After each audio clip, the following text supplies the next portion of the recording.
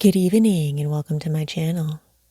Tonight, we'll be continuing our reading of The Woman in White by Wilkie Collins. 2. June 15th. The confusion of their arrival has had time to subside. 2 days have elapsed since the return of the travelers, and that interval has sufficed to put the new machinery of our lives at Blackwater Park in fair working order. I may now return to my journal, with some little chance of being able to continue the entries in it as collectedly as usual. I think I must begin by putting down an odd remark which has suggested itself to me since Laura came back. When two members of a family, or two intimate friends, are separated, and one goes abroad and one remains at home, the return of the relative or friend who has been traveling always seems to place the relative or friend who has been staying at home at a painful disadvantage when the two first meet. The sudden encounter of the new thoughts and new habits eagerly gained in the one case, with the old thoughts and old habits passively preserved in the other, seems at first to part the sympathies of the most loving relatives and the fondest friends, and to set a sudden strangeness, unexpected by both and uncontrollable by both, between them on either side. After the first happiness of my meeting with Laura was over, after we had sat down together hand in hand to recover breath enough and calmness enough to talk, I felt the strangeness instantly, and I could see that she felt it too.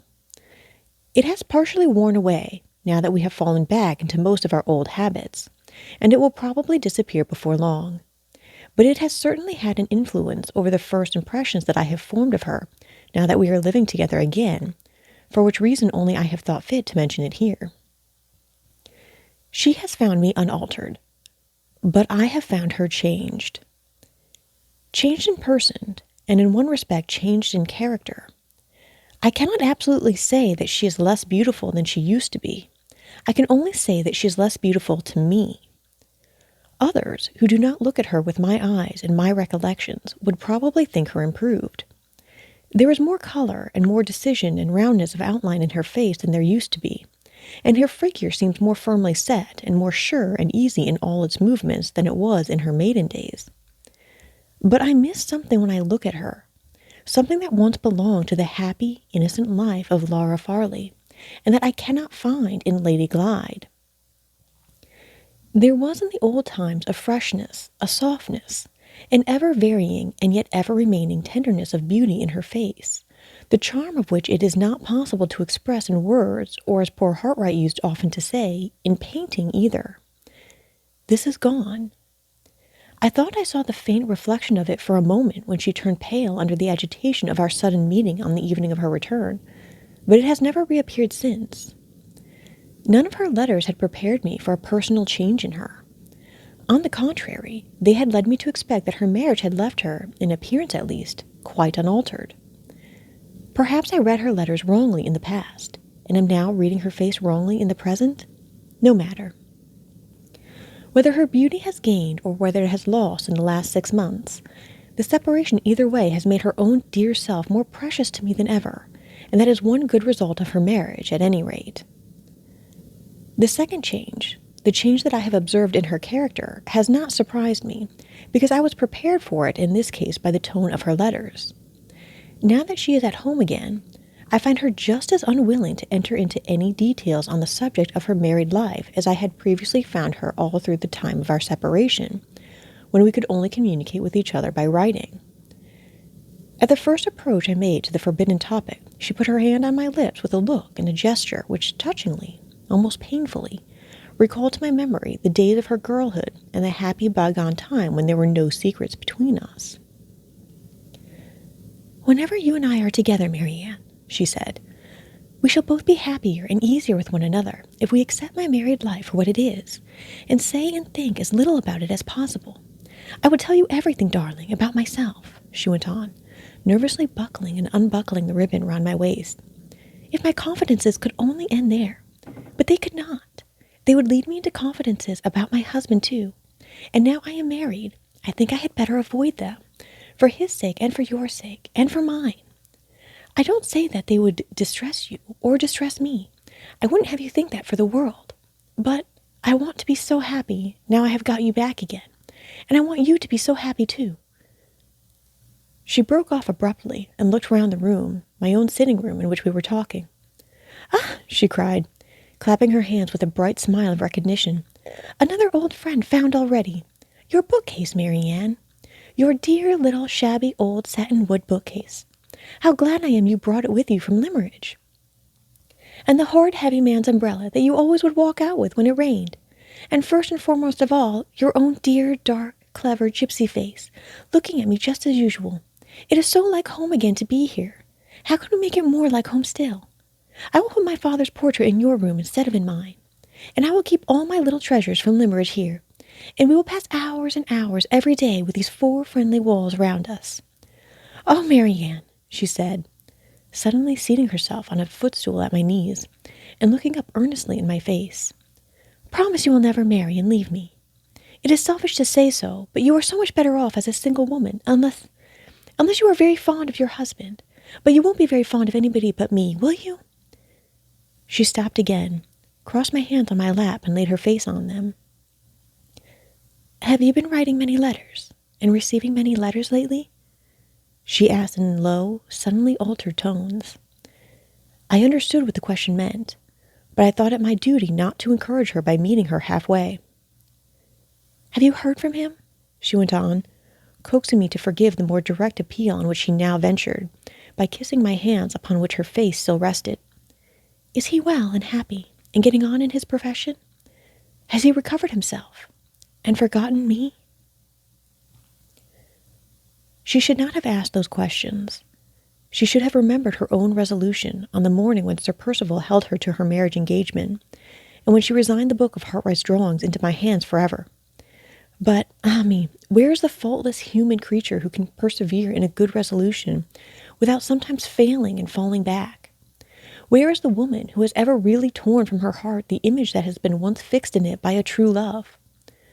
Books tell us that such unearthly creatures have existed, but what does our own experience say in answer to books? I made no attempt to remonstrate with her, perhaps because I sincerely appreciated the fearless candor which let me see what other women in her position might have had reasons for concealing even from their dearest friends. Perhaps because I felt in my own heart and conscience that in her place I should have asked the same questions and had the same thoughts. All I could honestly do was to reply that I had not written to him or heard from him lately, and then to turn the conversation to less dangerous topics. There has been much to sadden me in our interview, my first confidential interview with her since her return. The change which her marriage has produced in our relations towards each other by placing a forbidden subject between us, for the first time in our lives. The melancholy conviction of the dearth of all warmth of feeling, of all close sympathy between her husband and herself, which her own unwilling words now force on my mind. The distressing discovery that the influence of that ill-fated attachment still remains, no matter how innocently, how harmlessly, rooted as deeply as ever in her heart. All these are disclosures to sadden any woman who loves her as dearly and feels for her as acutely as I do. There is only one consolation to set against them, a consolation that ought to comfort me, and that does comfort me. All the graces and gentleness of her character, all the frank affection of her nature, all the sweet, simple, womanly charms which used to make her the darling and delight of everyone who approached her, have come back to me with herself. Of my other impressions I am sometimes a little inclined to doubt. Of this last, best, happiest of all impressions, I grow more and more certain every hour in the day. Let me turn now from her to her traveling companions. Her husband must engage my attention first. What have I observed in Sir Percival since his return to improve my opinion of him? I can hardly say. Small vexations and annoyances seem to have beset him since he came back, and no man under those circumstances is ever presented at his best. He looks, as I think, thinner than he was when he left England. His wearisome cough and his comfortless restlessness have certainly increased. His manner, at least his manner towards me, is much more abrupt than it used to be. He greeted me on the evening of his return with little or nothing of the ceremony and civility of former times. No polite speeches of welcome, no appearance of extraordinary gratification at seeing me, Nothing but a short shake of the hand and a sharp, "How do you do, Miss Halcombe? Glad to see you again." He seemed to accept me as one of the necessary fixtures of Blackwater Park, to be satisfied at finding me established in my proper place, and then to pass me over altogether.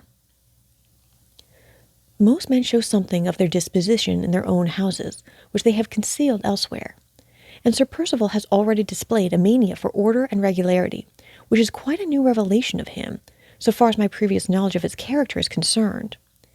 If I take a book from the library and leave it on the table, he follows me and puts it back again. If I rise from a chair and let it remain where I have been sitting, he carefully restores it to its proper place against the wall. He picks up stray flower blossoms from the carpet and mutters to himself as discontentedly as if they were hot cinders burning holes in it, and he storms at the servants if there's a crease in the tablecloth, or a knife missing from its place at the dinner table, as fiercely as if they had personally insulted him. I have already referred to the small annoyances which appear to have troubled him since his return. Much of the alteration for the worse which I have noticed in him may be due to these. I try to persuade myself that it is so, because I am anxious not to be disheartened already about the future. It is certainly trying to any man's temper to be met by a vexation the moment he sets foot in his own house again after a long absence, and this annoying circumstance did really happen to Sir Percival in my presence. On the evening of their arrival, the housekeeper followed me into the hall to receive her master and mistress and their guests. The instant he saw her, Sir Percival asked if anyone had called lately.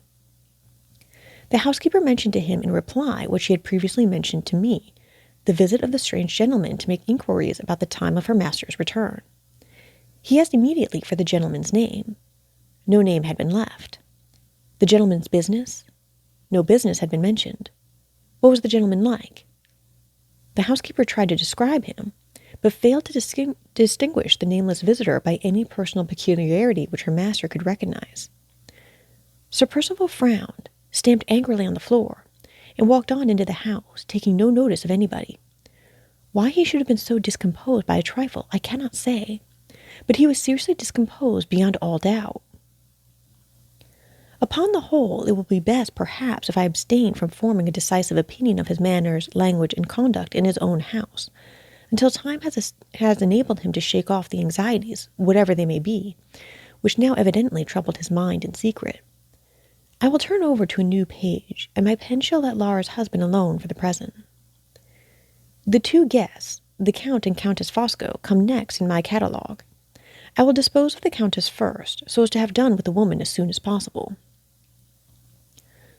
Laura was certainly not chargeable with any exaggeration in writing me word that I should hardly recognize her aunt again when we met. Never before have I beheld such a change produced in a woman by her marriage as has been produced in Madame Fosco. As Eleanor Farley, aged 37, she was always talking pretentious nonsense and always worrying the unfortunate men with every small exaction which a vain and foolish woman can impose on long-suffering male humanity. As Madame Fosco, aged 43, she sits for hours together without saying a word, frozen up in the strangest manner in herself. The hideously ridiculous love-locks which used to hang on either side of her face are now replaced by stiff little rows of very short curls, of the sort one sees in old-fashioned wigs. A plain, matronly cap covers her head and makes her look, for the first time in her life since I remember her, like a decent woman. Nobody, putting her husband out of the question, of course, now sees in her what everybody once saw. I mean the structure of the female skeleton in the upper regions of the collarbones and the shoulder blades. Clad in quiet black or gray gowns, made high round the throat, dresses that she would have laughed at or screamed at, as the whim of the moment inclined her in her maiden days.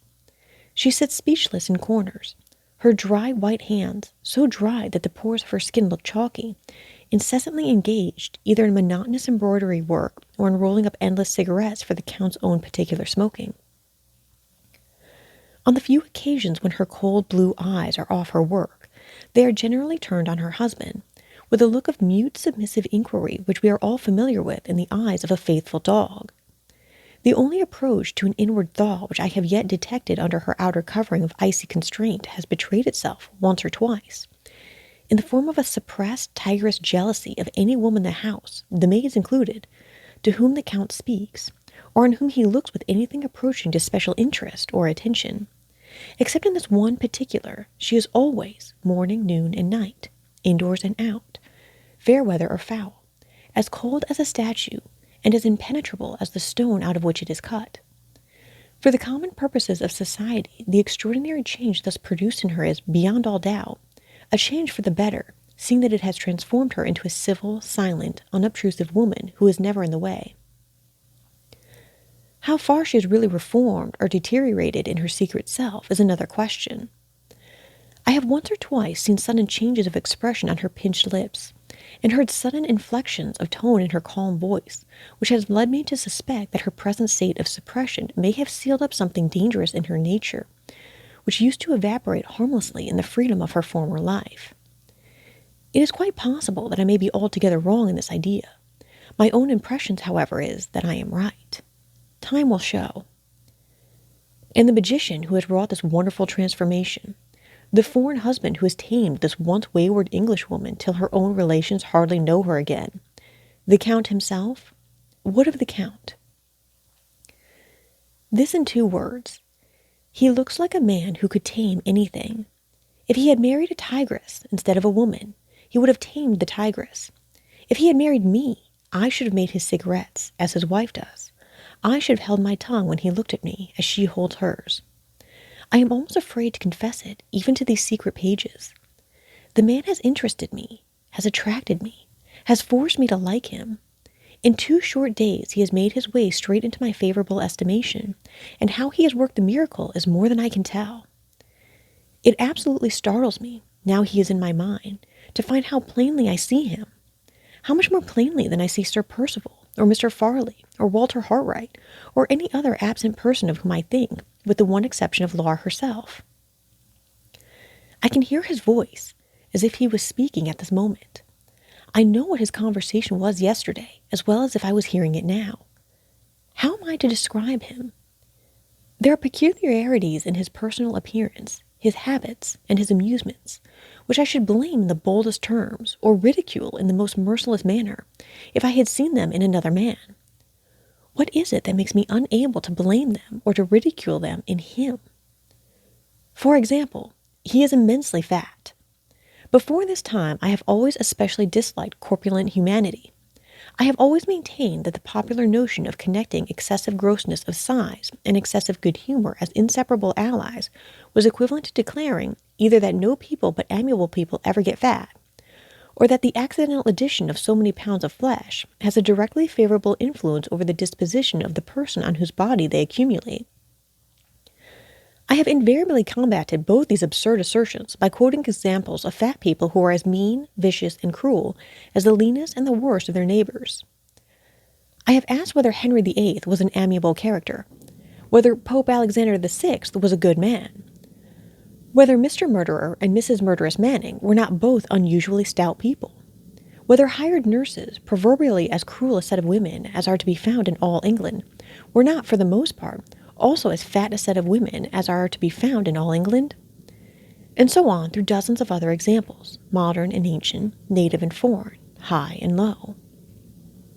Holding these strong opinions on the subject with might and main as I do at this moment, here, nevertheless, is Count Fosco, as fat as Henry VIII himself, established in my favor at 1 day's notice, without let or hindrance from his own odious corpulence. Marvelous indeed! Is it his face that has recommended him? It may be his face. He is a most remarkable likeness on a large scale of the great Napoleon. His features have Napoleon's magnificent regularity. His expression recalls the grandly calm, immovable power of the great soldier's face. This striking resemblance certainly impressed me to begin with. But there is something in him besides the resemblance, which has impressed me more. I think the influence I am now trying to find is in his eyes. They are the most unfathomable gray eyes I ever saw, and they have at times a cold, clear, beautiful, irresistible glitter in them which forces me to look at him, and yet causes me sensations when I do look, which I would rather not feel.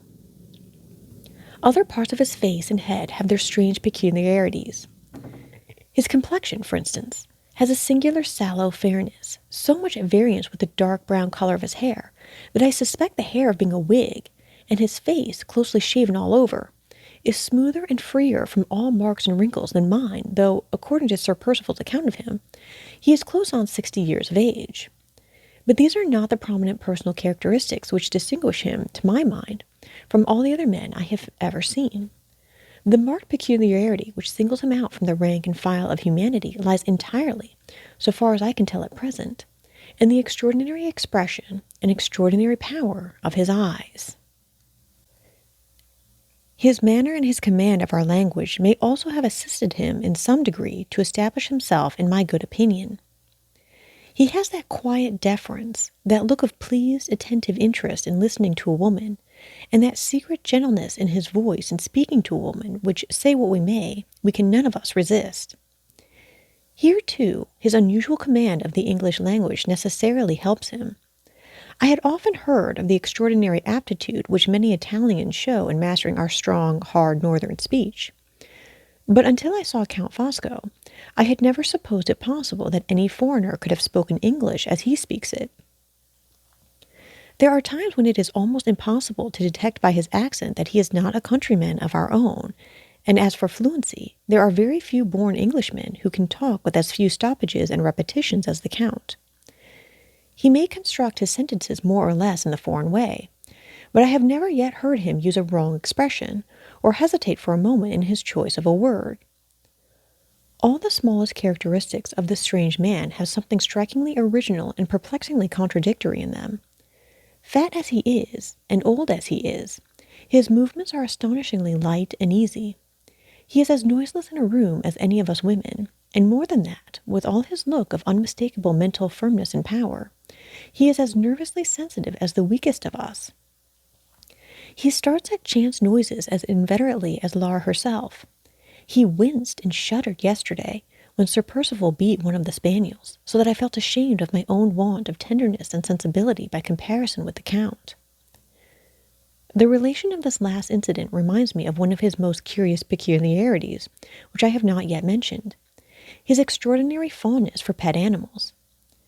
Some of these he has left on the continent, but he has brought with him to this house a cockatoo, 2 canary birds, and a whole family of white mice. He attends to all the necessities of these strange favorites himself, and he has taught the creatures to be surprisingly fond of him and familiar with him.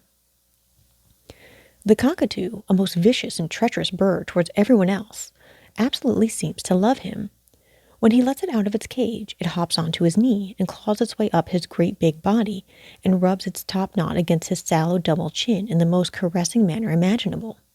He has only to set the doors of the canaries' cages open and to call them, and the pretty little cleverly trained creatures perch fearlessly on his hand, mount his fat outstretched fingers one by one when he tells them to go upstairs, and sing together as if they would burst their throats with delight when they get to the top finger. His white mice live in a little pagoda of gaily painted wirework, designed and made by himself. They are almost as tame as the canaries, and they are perpetually let out like the canaries. They crawl all over him, popping in and out of his waistcoat and sitting in couples, white as snow, on his capacious shoulders. He seems to be even fonder of his mice than of his other pets, smiles at them and kisses them, and calls them by all sorts of endearing names.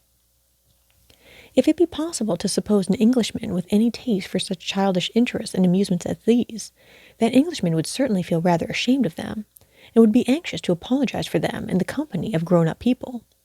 But the Count, apparently, sees nothing ridiculous in the amazing contrast between his colossal self and his frail little pets.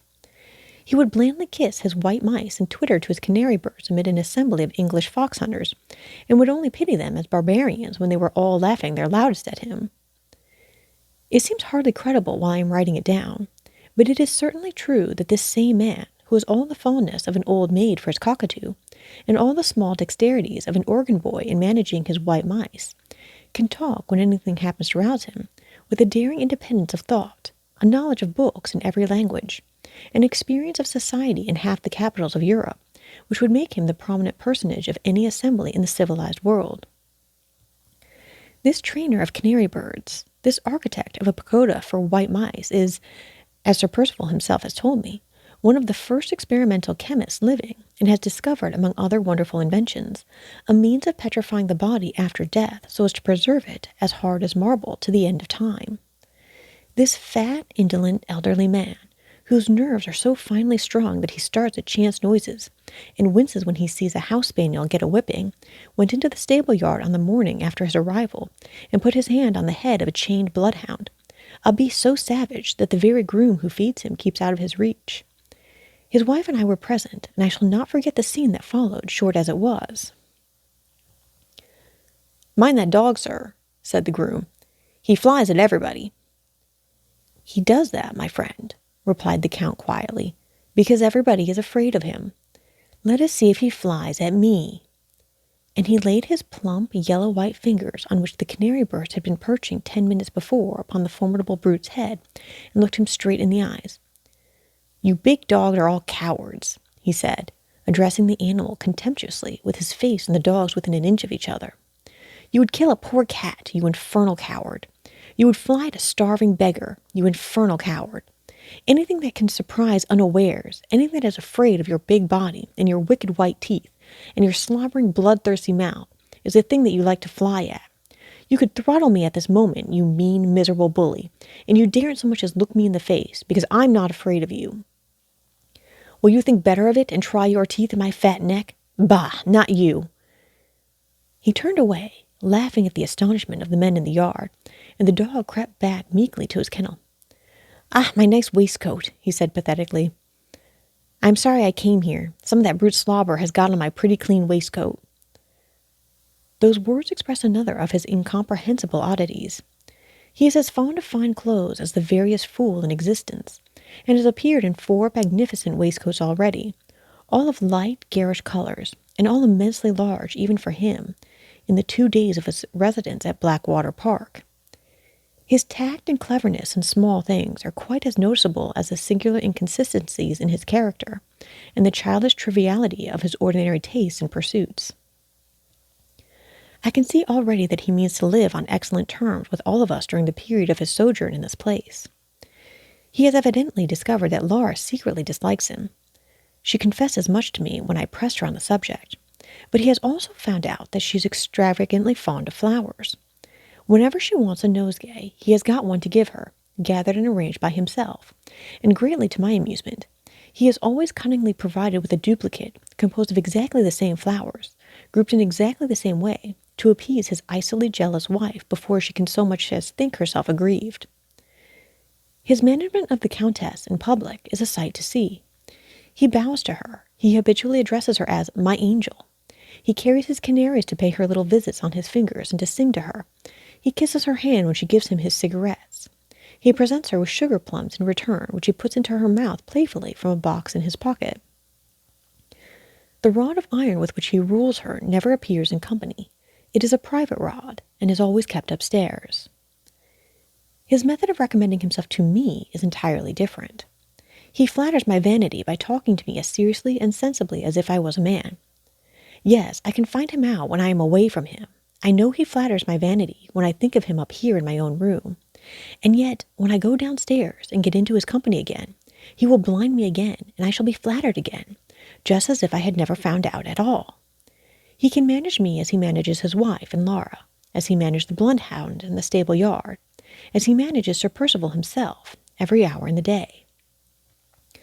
"My good Percival, how I like your rough English humour! My good Percival, how I enjoy your solid English sense!" He puts the rudest remarks Sir Percival can make on his effeminate tastes and amusements quietly away from him in that manner, always calling the baronet by his Christian name, smiling at him with the calmest superiority, patting him on the shoulder, and bearing with him benignantly as a good-humoured father bears with a wayward son. The interest which I really cannot help feeling in this strangely original man has led me to question Sir Percival about his past life. Sir Percival either knows little, or will tell me little about it. He and the Count first met many years ago at Rome, under the dangerous circumstances to which I have alluded elsewhere. Since that time they have been perpetually together in London, in Paris, and in Vienna, but never in Italy again.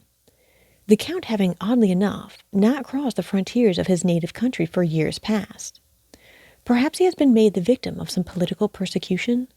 At all events, he seems to be patriotically anxious not to lose sight of any of his own countrymen who may happen to be in England.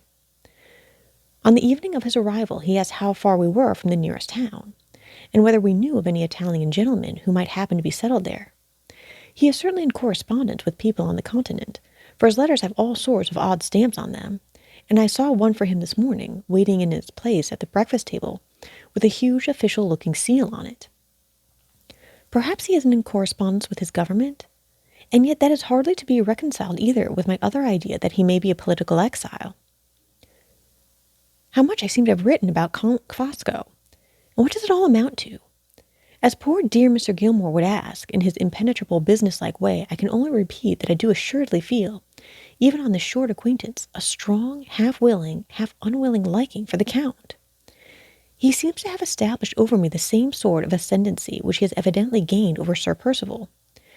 Free and even rude as he may occasionally be in his manner towards his fat friend, Sir Percival is nevertheless afraid, as I can plainly see, of giving any serious offence to the Count. I wonder whether I am afraid too? I certainly never saw a man, in all my experience, whom I should be so sorry to have for an enemy. Is this because I like him, or because I am afraid of him? Qui sait, as Count Fosco might say in his own language. Who knows? June 16th. Something to chronicle today besides my own ideas and impressions. A visitor has arrived, quite unknown to Laura and to me, and apparently quite unexpected by Sir Percival. We were all at lunch in the room with the new French windows that opened into the veranda, and the Count, who devours pastries as I have never yet seen it devoured by any human beings but girls at boarding schools, had just amused us by asking gravely for his fourth tart, when the servant entered to announce the visitor. "Mr. Marian has just come, Sir Percival, and wishes to see you immediately." Sir Percival started, and looked at the man with an expression of angry alarm. "Mr. Marian," he repeated, as if he thought his own ears must have deceived him. "Yes, Sir Percival, Mr. Marian, from London. Where is he?" "In the library, Sir Percival." He left the table the instant the last answer was given, and hurried out of the room without saying a word to any of us. "Who is Mr. Marian?" asked Laura, appealing to me. "I have not the least idea," was all I could say in reply. The Count had finished his fourth tart, and had gone to a side table to look after his vicious cockatoo. He turned round to us with the bird perched on his shoulder. "Mr. Marian is Sir Percival's solicitor," he said quietly. Sir Percival's solicitor. It was a perfectly straightforward answer to Laura's question, and yet, under the circumstances, it was not satisfactory. If Mr. Marian had been specially sent for by his client, there would have been nothing very wonderful in his leaving town to obey the summons. But when a lawyer travels from London to Hampshire without being sent for, and when his arrival at a gentleman's house seriously startles the gentleman himself, it may be safely taken for granted that the legal visitor is the bearer of some very important and very unexpected news. News which may be either very good or very bad, but which cannot, in either case, be of the common everyday kind. Laura and I sat silently at the table for a quarter of an hour or more, wondering uneasily what had happened, and waiting for the chance of Sir Percival's speedy return. There were no signs of his return, and we rose to leave the room. The Count, attentive as usual, advanced from the corner in which he had been feeding his cockatoo, with the bird still perched on his shoulder, and opened the door for us. Laura and Madame Fosco went out first. Just as I was on the point of following them, he made a sign with his hand and spoke to me, before I passed him in the oddest manner. "Yes," he said, quietly answering the unexpressed idea at that moment in my mind, as if I had plainly confided it to him in so many words. "Yes, Miss Halcombe, something has happened." I was on the point of answering, "I never said so," but the vicious cockatoo ruffled his clipped wings and gave a speech that set all my nerves on edge in an instant, and made me only too glad to get out of the room. I joined Laura at the foot of the stairs. The thought in her mind was the same as the thought in mine, which Count Fosco had surprised, and when she spoke, her words were almost the echo of his. She, too, said to me secretly that she was afraid something had happened.